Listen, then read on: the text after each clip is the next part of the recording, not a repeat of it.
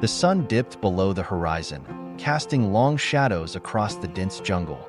Captain Mark West of the elite Bravo Company surveyed the area through his binoculars, his brow furrowed in concern. The mission was supposed to be a routine patrol, but the intelligence they had received earlier in the day changed everything. A group of heavily armed insurgents had kidnapped a high-profile diplomat, Emily Carter, and was holding her in a remote compound deep in enemy territory. West knew the stakes. Emily wasn't just any diplomat. She was the key to the fragile peace negotiations between the government and the rebel forces. If she were to be executed, the entire region could be plunged into chaos. The clock was ticking, and West had less than 24 hours to pull off a near-impossible rescue mission. "Bravo Company, listen up," West said, his voice steady despite the tension.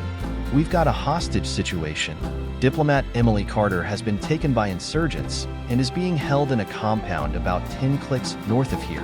We're going in tonight. No room for error."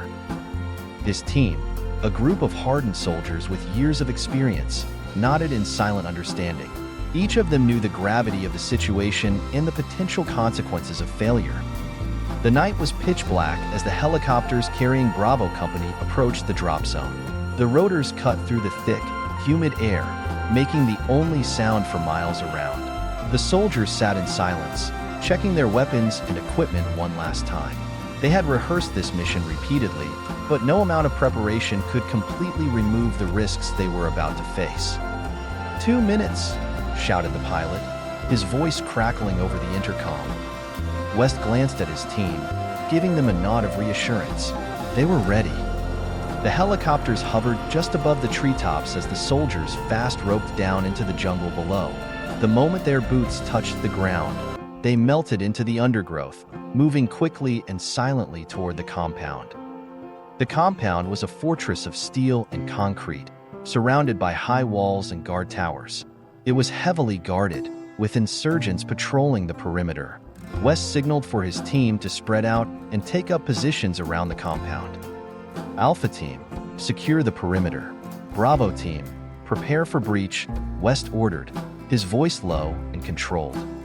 The plan was simple but dangerous. Create a diversion to draw the guards away from the main entrance, then breach the compound and extract the hostage. As Bravo Team set up charges on the side gate, Alpha Team moved into position. West waited for the signal, his finger hovering over the detonator. "Alpha Team in position," came the whispered confirmation. West took a deep breath and pressed the button. The explosion rocked the compound, sending debris flying into the air. The insurgents scrambled to respond, leaving their posts to investigate the source of the blast.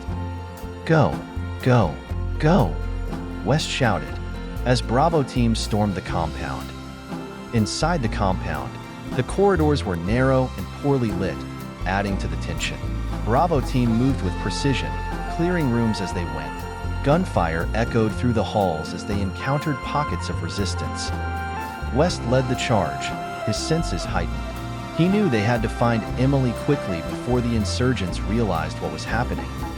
"Room clear," shouted one of the soldiers as they kicked down yet another door, finding nothing but empty space. West's heart pounded in his chest as they continued the search. Time was running out. They needed to find Emily and get out before the insurgents regrouped. Finally, they reached a reinforced door at the end of a long corridor. West signaled for his team to stack up, and they prepared to breach. The door was heavy, designed to withstand attacks, but Bravo Team was ready. With a deafening bang, the door was blown off its hinges, and West was the first to enter. Inside, they found a dimly lit room with a single chair in the center. Tied to the chair was Emily Carter, bruised but alive. "Emily, we're here to get you out," West said, cutting through her restraints. She looked up at him with a mix of relief and fear. "Hurry," she whispered. "They're coming." No sooner had the words left her mouth than gunfire erupted from the hallway behind them. The insurgents had regrouped and were closing in. "Bravo Team, cover the rear," West ordered as he helped Emily to her feet. The team formed a protective ring around the diplomat, returning fire as they moved back toward the exit. The compound was now a war zone. Bullets whizzed past his Bravo team, fought their way back to the extraction point.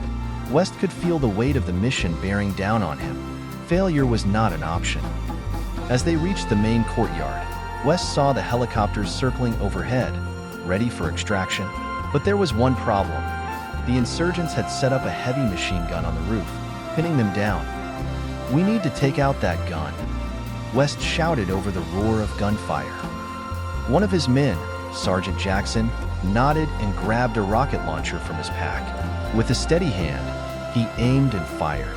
The rocket streaked toward the rooftop, hitting its mark and taking out the machine gun in a fiery explosion. "Move! Move! Move!" West shouted as they sprinted toward the waiting helicopters. The team reached the choppers, and West helped Emily aboard. Just as the last of his men were climbing in, an insurgent with a rocket launcher appeared on the roof, taking aim at the helicopter. "Take him out," West yelled, but it was too late. The insurgent fired, and the rocket streaked toward them. West acted on instinct, grabbing a rifle and firing a single shot. The bullet found its mark, hitting the insurgent just as the rocket left the launcher. The rocket veered off course, exploding harmlessly in the distance. The helicopter lifted off, leaving the burning compound behind. West collapsed into his seat, the adrenaline finally starting to wear off. "Mission accomplished," he muttered, more to himself than anyone else. Emily Carter sat across from him, her eyes filled with gratitude. "Thank you," she said, her voice barely audible over the roar of the rotors. West nodded, but he couldn't shake the feeling that they had only just begun to scratch the surface of a much larger conflict. The mission was over, but the war was far from won. Back at the base, Bravo Company was met with cheers and applause as they disembarked from the helicopters. The successful rescue of Emily Carter was a major victory, and it was clear that they had saved countless lives by preventing the collapse of the peace talks. But West wasn't one to bask in the glory. As his men celebrated, he found himself alone in his quarters, staring at a map of the region. The insurgents were getting bolder, better organized. The rescue had been a success, but the battle was far from over. A knock on the door interrupted his thoughts. It was General Harper, the commanding officer. "Captain West, I wanted to personally congratulate you on a job well done," the general said, extending his hand. "Thank you, sir," West replied, shaking the general's hand. "But I'm afraid I have more work for you," Harper continued. "The intel we gathered during the mission suggests that the insurgents are planning something big. We're going to need Bravo Company to be ready for another mission soon." West nodded, his mind already shifting back into mission mode. "We'll be ready, sir." As the general left, West looked out the window at the setting sun. Another day had passed, another mission completed. But he knew that the fight would continue, and Bravo Company would be on the front lines, ready to do whatever it took to keep the peace. The rescue of Emily Carter marked a turning point in the conflict, but it was only the beginning. As Bravo Company prepared for their next mission, they knew that the road ahead would be long and dangerous. But they were soldiers, and they had a job to do. Captain Mark West stood at the edge of the base, looking out at the jungle that had become both his home and his battlefield. The night was quiet, but he knew that somewhere out there, the enemy was planning their next move. And when the time came, Bravo Company would be ready to strike back. The fight for peace was far from over, but as long as soldiers like West and his team were willing to stand up and fight, there was hope that one day, the region might finally know peace.